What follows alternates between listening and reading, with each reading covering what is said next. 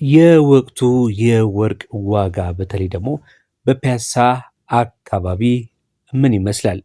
የወርቅ ዋጋ እንደ ጥራቱ ወይም ደግሞ እንደ ካራቱ ይለያያል። በአሁኑ ሰዓት በገበያው ላይ ያለው ዋጋ ምን ይመስላል የሚለውን ዋና ዋና ካራቶች 14 ካራት፣ 18 ካራት፣ 21 ካራት እና የ24 ካራትን ዋጋ ይዘንላችሁ መተናል የምንነግራችሁ ይሆናል። በአሁኑ ወቅት በኢትዮጵያ በተለይም ደግሞ በፒያሳ የወርቅ ገበያ ከፍተኛ ለውጥ እየታየበት ያለበት ወቅት ነው። የብር ምንዛሪ ተመን መለወጥን ተከትሎ የወርቅ ዋጋ በየቀኑ አልፎ ተርፎም በየሰዓቱ ሊለዋወጥ ይችላል። ስለ ወቅታዊ የፒያሳ የወርቅ ውሎ ጥንቃቄ ማድረግ ስላለብን ነገር መረጃን ይዤላችሁ መጥቻለሁ። ለዚህ ዩቲዩብ ቻናል አዲስ ከሆናችሁ ቻናሉን ላይክ፣ ሼር እንዲሁም ሰብስክራይብ በማድረግ ቤተሰብ እንድትሆኑ እያልን በማክበር እንጠይቃለን። መጀመሪያ ግን ዋጋውን ከመንገር በፊት ወርቅ ስትገዙ ምን አይነት ልማድ አላችሁ? ልማዳችሁን እስቲ ኮመንት ላይ አስቀምጡልን። በፒያሳም ሆነ በማንኛውም ቦታ ወርቅ ስትገዙ የሚከተለውን ነጥቦች ልብ ማለት አለባችሁ። የመጀመሪያው ነገር ደረሰኝ መቀበል ነው።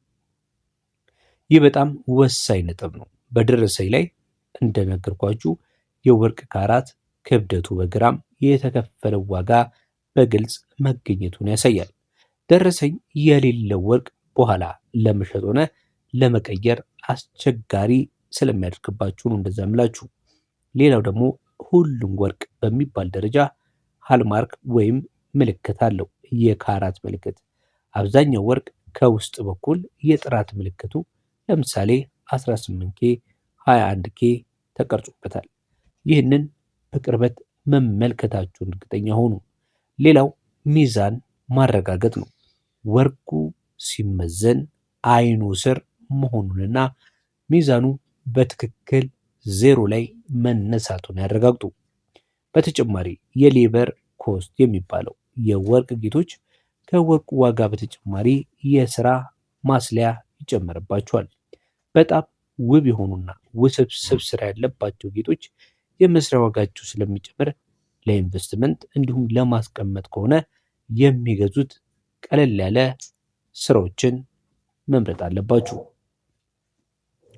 ሌላው ወርቅን አስይዞ ብድር መውሰድ ወይም ግድ ማስያዝ በፒያሳ የተለመደ ነው። እዚህ ላይ የሚከተሉት አደጋዎች አሉ። የመጀመሪያው የወለድ መጠን ነው። በግለሰብ ደረጃ ወርቅ የሚያስይዙ ሰዎች የሚጠየቁት ወለድ በጣም ከፍተኛ ሊሆን ይችላል። ሌላው ልታስቡበት የሚገባው ደግሞ የውል ስምምነት ነው። ወርቁን ያስያዙበት ሰው በምን ያህል ጊዜ ውስጥ ካልመለሱ ወርቁን እንደሚወርሰው በግልጽ ማወቅ አለቦት። ሌላው ህጋዊነት፣ ይቻላል ከተባለ ወርቅን እንደ ዋስትና ወስደው ብድር የሚሰጡ እንደ አንበሳ ባንክ ያሉ የታወቁ ባንኮችን መጠቀም ከግለሰቦች ይልቅ እጅግ አስተማማኝ ነው። ሌላው ገበያን ማጥናት አለባችሁ። እንደምነግራችሁ በአንድ ሱቅ ብቻ ጠይቃችሁ መወሰን የለባችሁም። ቢያንስ ከ3 እስከ 5 የሆኑ ሱቆችን ዋጋ ጠይቁ። በተጨማሪም ደግሞ መንገድ ላይ የሚጠሩ ሰዎችን መነካካት የለባችሁም። አትነካኩ ከእንደዚህ አይነት ሰዎች ጋር። ወርቅ ፒያሳ እናስገዛለን ላስመዝንላችሁ የሚሉ ደላሎችን ማናገር ለተጭበረበረ ወርቅ ወይም ደግሞ ለስርቆት ሊያጋልጣችሁ ስለሚችል ጥንቃቄ ማድረግ አለባችሁ። በተለይ ዛሬ ያለውን የሰዓቱን የፒያሳ ዋጋ እንድታውቁ እረዳችኋለሁ። ወደ ዋጋው እንሄዳለን። 21 ካራት በአሁኑ ሰዓት ላይ በፒያሳ በአማካይ ማለት ነው ከ24000 እስከ 26000 የተባለ ነው ያለው። ከ24000 እስከ 26000 21 ካራት ወርቅ ማለት ነው። የሀገር ውስጥ የውጭ እየተሸጠ ይገኛል።